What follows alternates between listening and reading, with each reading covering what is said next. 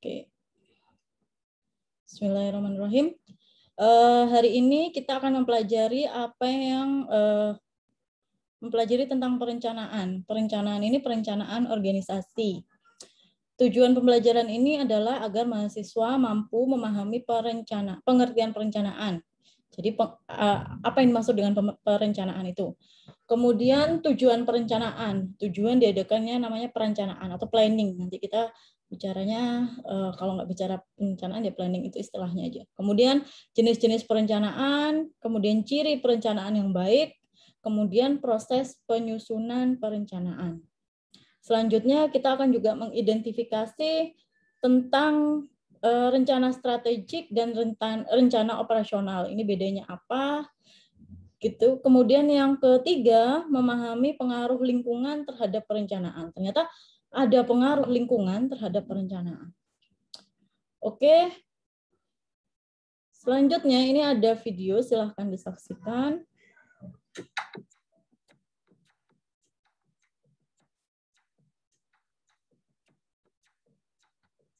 Ini materinya tentang perencanaan, gitu ya.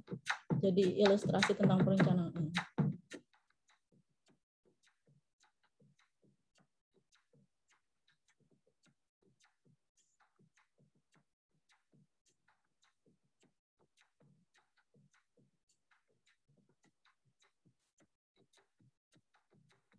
Oke, sampai sini kalian paham atau perlu saya sambil ceritakan? Sambil diceritakan saja, Bu. Oh, sambil diceritakan. Kalian senang didongeng, ternyata ya didongengin.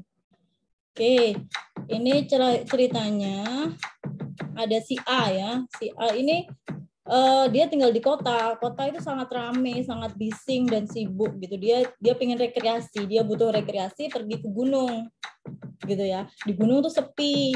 Di gunung itu banyak udara segar gitu ya. Saya pengen ke tempat yang sepi dan tenang. Dia pergi ke gunung lah ceritanya si A ini. Kemudian di gunung kok sendirian gitu ya, gitu. Saya pengen bareng sama teman-temannya lah gitu ya. Makanya, tapi saya nggak bisa pergi sendiri. Saya butuh teman, saya butuh kamu gitu ya, butuh dan kamu gitu. Jadi butuh teman-temannya. Oke, mari kita buat rencana gitu ya. Kenapa? Karena kalau dia membawa banyak orang, dia harus akan memikirkan tentang akomodasi. Akomodasi itu sarana untuk nyampe ke sana, kendaraannya. Kemudian tempat tinggalnya, kemudian alat-alatnya, dia nggak bisa mikirkan itu sendirian. Tapi kalau dia pergi sendiri, nggak usah terlalu ribet juga bisa pergi gitu ya kan. Yang penting ada uangnya dia bisa pergi. Tapi kalau sama teman-temannya ya berarti harus nyatukan jadwalnya kayak gitu tuh ya. Jadi dia perlu perencanaan di situ. Ini dan mereka akan how long will it take? Berapa lama perjalanannya kayak gitu ya. Berapa lama? Kemudian ini kayak rencana perjalanannya. Oh, kalau ke sini berarti selama 3 hari gitu. Berarti mereka harus memikirkan bagaimana keperluannya mereka, apa yang perlu disiapkan selama 3 hari. Oh. Kemudian milih rutenya gitu ya. Rutenya ternyata bisa lewat jalan timur, bisa lewat tengah, bisa lewat barat kayak gitu. Mana yang paling cepat gitu ya, the fastest route. Kemudian apa yang kita perlukan untuk bisa sampai ke sana, apa saja, kayak ngelis kebutuhan gitu ya, membuat daftar kebutuhan untuk bisa sampai ke sana dengan nyaman, dengan selamat, dengan efisien gitu ya, dengan efektif. Nah, apakah kita butuh makanan nih gitu kan, nggak mungkin 3 hari tanpa makanan. Kemudian kita punya makanan, ada yang bawa makanan, kita perlu air gitu, ada yang punya air. Kemudian kita butuh tenda, gitu ya, butuh tempat untuk menginapnya. Ada yang punya tendanya. Kemudian semuanya sudah siap, terus mereka berangkat. Gitu.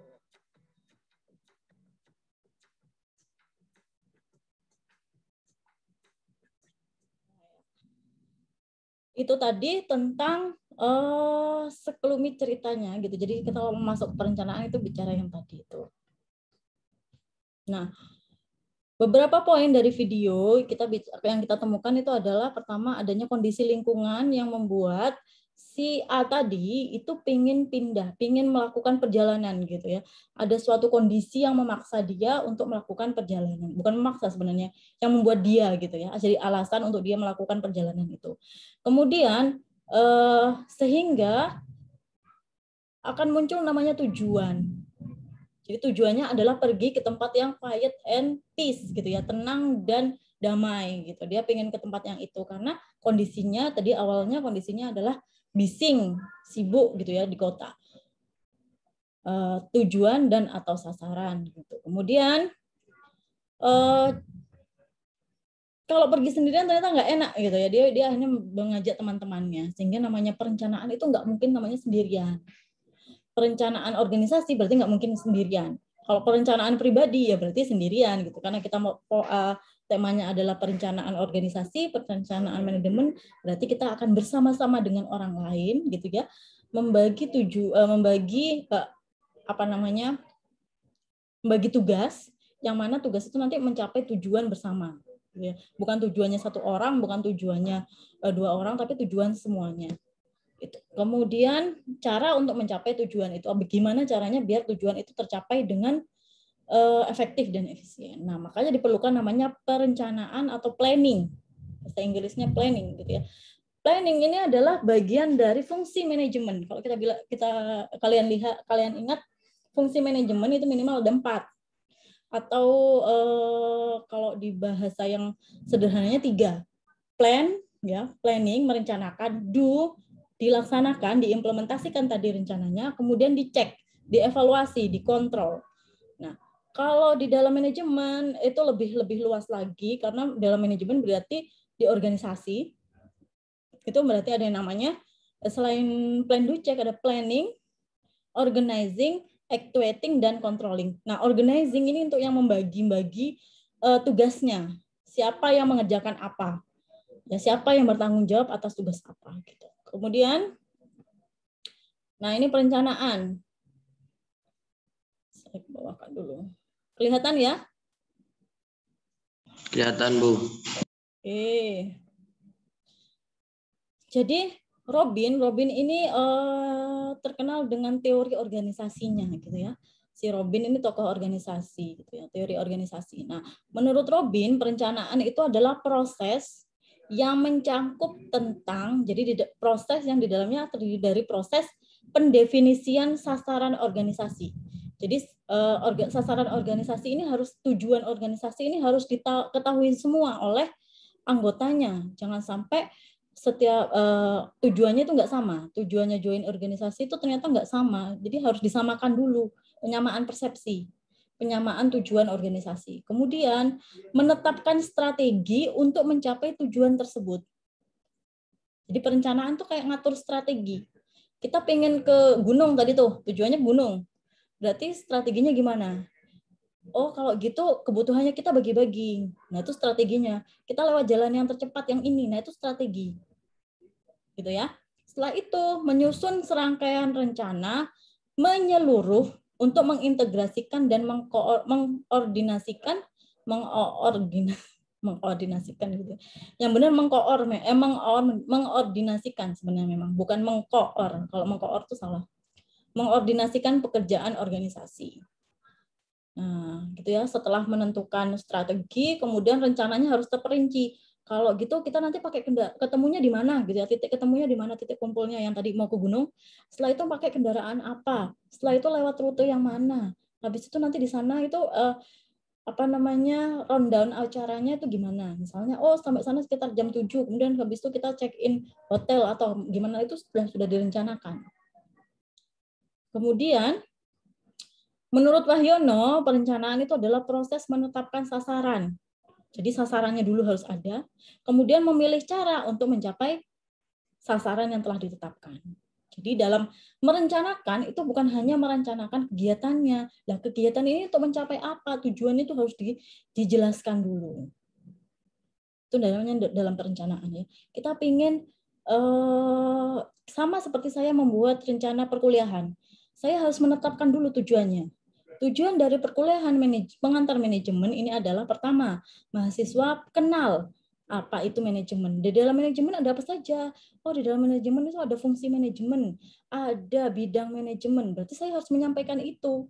Kemudian kenal itu bagaimana? Kenal itu sampai tahu banget, apa bisa sampai memberikan contoh lah, itu nanti cara mengukurnya. Itu dalam perencanaan.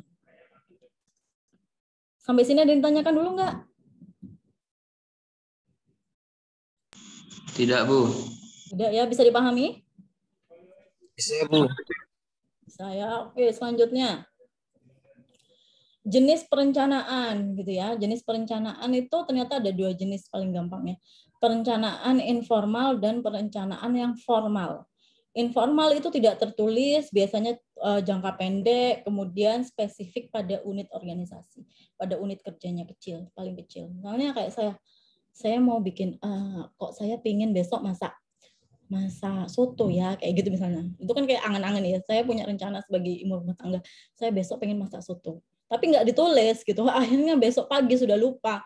Biasanya kayak gitu kalau perencanaan informal. Sehingga makanya saya harus menulis schedule. Saya harus menulis namanya jurnal gitu ya. Ditulis. Besok saya mau bikin soto nih gitu. Untuk bikin soto saya harus belanja berarti. Saya cek, oh di dapur ada ini, ada ayam misalnya. Ada mie, berarti saya cuma yang nggak ada yang lainnya, berarti saya beli yang lainnya. Nggak sampai belinya itu double, ataupun nanti kalau nggak dicatat malah saya nggak tahu, belanjanya malah kurang. Dikiranya ayamnya sudah ada, ternyata ayamnya nggak ada, nggak jadi deh masak soto. Itu kalau perencanaannya nggak tercatat, biasanya seperti itu. Makanya pencatatan itu penting. Karena otak manusia itu terbatas sebenarnya ya kan. Ingatannya manusia itu terbatas, apalagi ingatan jangka pendek itu seringnya lupa. Nah, kemudian perencanaan formal itu tertulis, spesifik, fokus pada jangka panjang, dan mencakup pembagian sasaran untuk organisasi. Jadi mencakup keseluruhan dari organisasi. Gitu. Tujuannya adalah A, berarti setiap organisasi, setiap divisi di perusahaan itu akan berusaha untuk mencapai A, semuanya bersama-sama. Bukan saling bentur-benturan. Itu malah nggak tercapai tujuannya. Nah, tujuan perencanaan itu adalah pertama memberikan arah, direction. Jadi tahu bahwa tujuannya tadi adalah ke gunung. Ya, kalau kita cuma bilang, pengen jalan-jalan, jalan-jalannya kemana? Tapi nggak jelas jalan-jalan kemana. Akhirnya ada yang pengennya ke gunung, ada yang pengennya ke pantai, ada yang pengennya itu nggak jelas tujuannya kemana gitu. Kalau pimpinan yang benar gitu ya, kelompok tadi punya pimpinan yang benar, dia akan menentukan kita perginya kemana, harus jelas dulu gitu loh. Jangan sampai punya keinginan sendiri-sendiri. Nah, namanya diskusi berarti yang namanya yang orang yang pengen ke pantai ya harus rela gitu loh, mengikuti keputusan terbanyak. Oh, ternyata yang banyak pengennya ke gunung. Yang ke pantai yang ngalah gitu ya, nggak mutung habis itu nggak ikut jalan-jalan. Nggak orang-orang pada ke gunung padahal pengennya ke pantai. Nah, ini dia pergi sendirian kalau dia nggak mau ikut kelompoknya. Kayak gitu. Kemudian mengurangi dampak perubahan. Nah, perubahan kita kan sebenarnya merencanakan. Kita kan ada yang bilang gini ya, manusia tuh hanya bisa merencanakan, Tuhan yang menentukan. Nah, kayak gitu. Nah, manusia memang buat rencana. Nanti perkara itu berubah ya. Perkara nanti ada suatu hal yang membuat berubah gitu. Tuhan yang menentukan itu tetap kita sudah melakukan perencanaan, kita sudah melaksanakan apa yang kita rencanakan. Ya kalau kita nggak membuat perencanaan, nanti kita nggak tahu seberapa keberhasilan yang sudah kita lakukan. Misalnya kayak gini nih.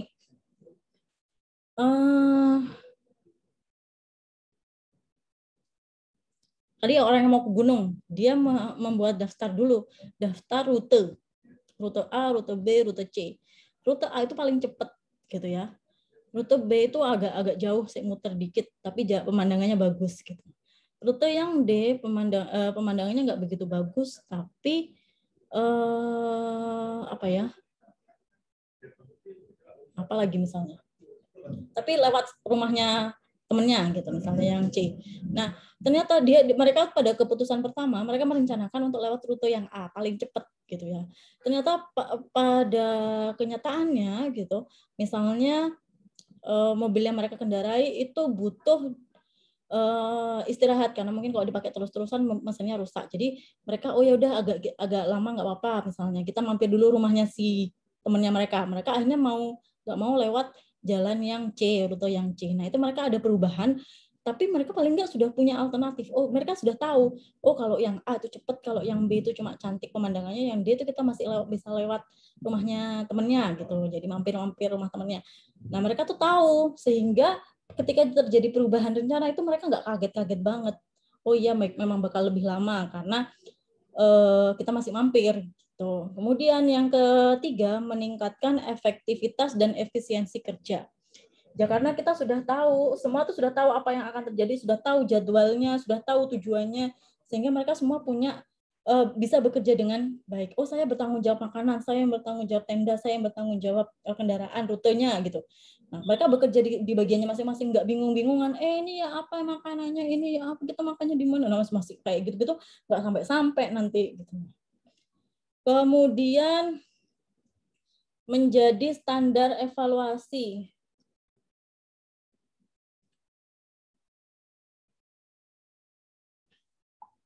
Ya, jadi mereka punya rencana bahwa seharusnya kita sampai gunung ini jam 1.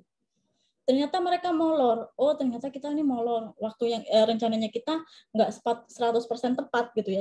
Rencananya nggak 100% akurat ternyata. Karena ada masalah tadi di rutenya gitu ya. Karena kendaraannya. Berarti besok lagi kalau kita mau melaksanakan perjalanan gitu, berarti kita harus milih kendaraan yang tidak begini. Nah, itu mereka jadi punya kesimpulan gitu loh. Karena punya, oh harusnya sampainya kita jam sekian, tapi ternyata molor karena kendaraannya. Nah, itu mereka punya sampai pada kesimpulan begitu. Kemudian ini elemen perencanaan itu ada yang namanya sasaran dan rencana. Kalau kita tadi menyebut sasaran dan rencana itu adalah hal yang sama, ternyata sasaran dan rencana bukan sasaran dan tujuan kalau yang saya samakan gitu ya. Kalau rencana itu untuk mencapai sasaran. Tapi rencana itu juga mencakup sasaran di dalamnya.